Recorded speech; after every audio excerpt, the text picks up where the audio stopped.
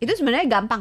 Ini kita meleset dikit tapi nggak meleset sih karena ya bisa sesak napas juga ya, tersedak itu salah satu gejalanya itu sesak napas. Okay. Dan kalau kita tidak membebaskan si benda asing yang menyumbat di saluran nafas itu, akibatnya bisa fatal, bisa meninggal. Caranya manuver Flick namanya. Manuver Heimlich. Oh, manuver Heimlich. Heimlich. Itu tuh kayak gimana manuver Heimlich tuh? Tangan kita dikepalkan, satu tangan, kepal, terus satu tangan lagi dipegang.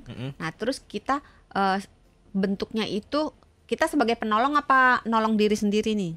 Sebagai yang diri sendiri dulu deh. Sebagai diri sendiri. Kita kepalkan tangan, tangan yang satu lagi kita pegang, terus ditaruh merdeka gitu. Oh, bukan. Gongsi Faco ya, bukan. Beda. Minta angpau merah. Sebenarnya angpau itu artinya amplop merah. Udah nggak usah ke mana-mana dok. Kita manuver ini dulu nih. Heimlich. Kepal, terus yang tangan satunya dipegang, menggenggam. Terus diletakkan di atas pusar, kurang lebih kayak di ulu hati. Oke. Terus ditarik ke arah dalam dan atas.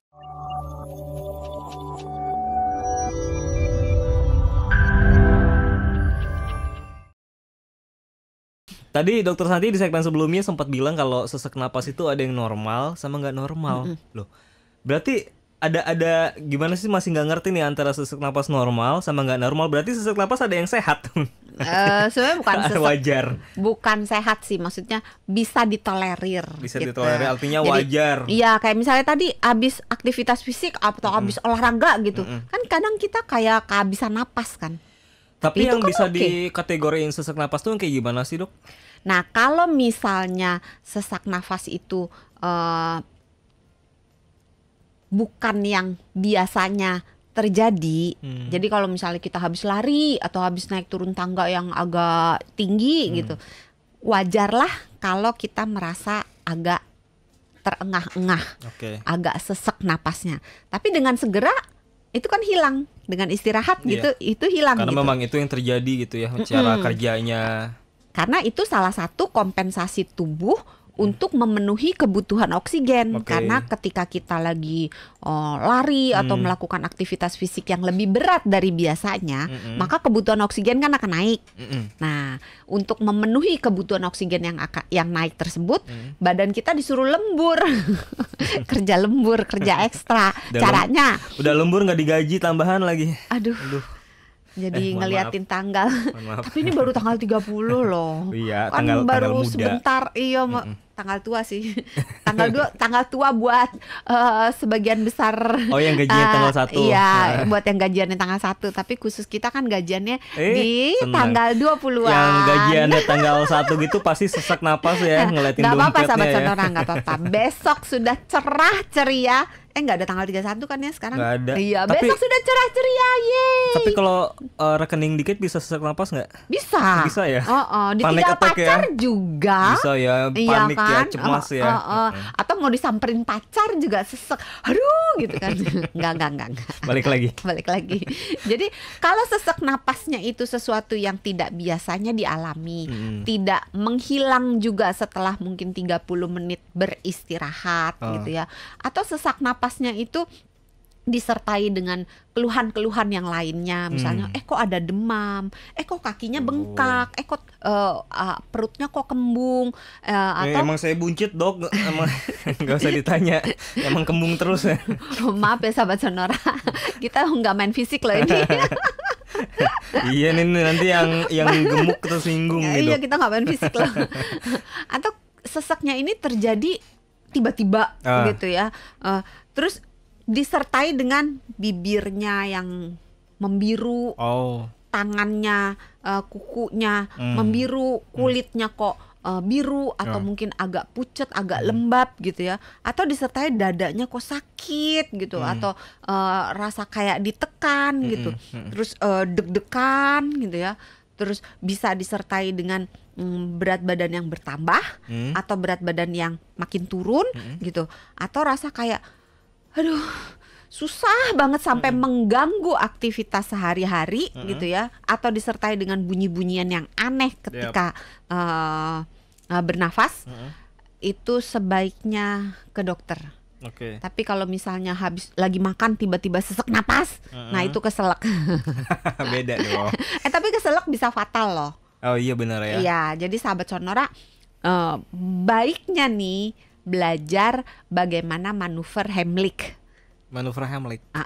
Itu sebenarnya gampang. Ini kita meleset dikit, tapi nggak meleset sih karena ya bisa sesak napas juga ya, tersedak. Itu salah satu gejalanya itu sesak napas. Sesak napas, okay. Dan kalau kita tidak membebaskan si benda asing yang menyumbat di saluran nafas itu, akibatnya bisa fatal, bisa meninggal. Caranya manuver Flick namanya. Manuver Heimlich. Oh, manuver Heimlich. Okay. Heimlich.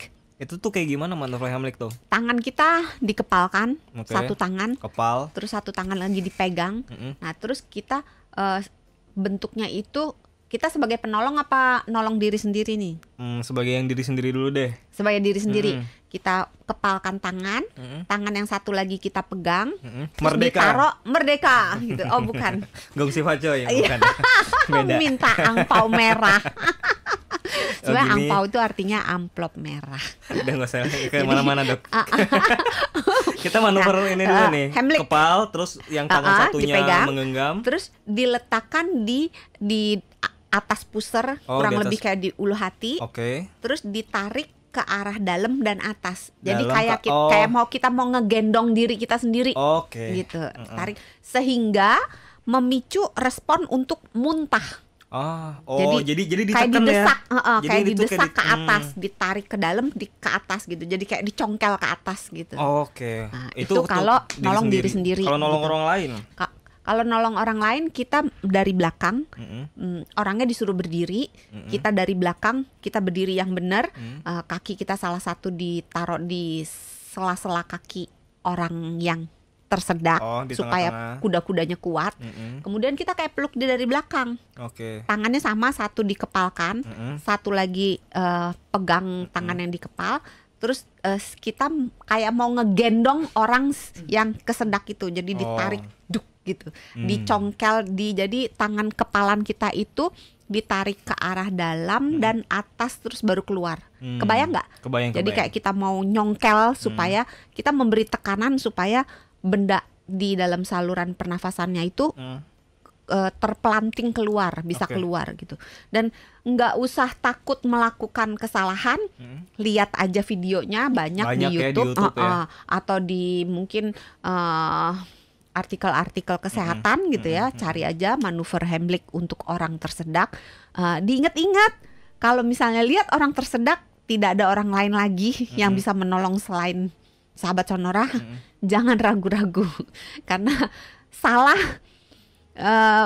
Ini pengalaman ketika saya mengajar, itu pengalaman yang diceritakan oleh peserta.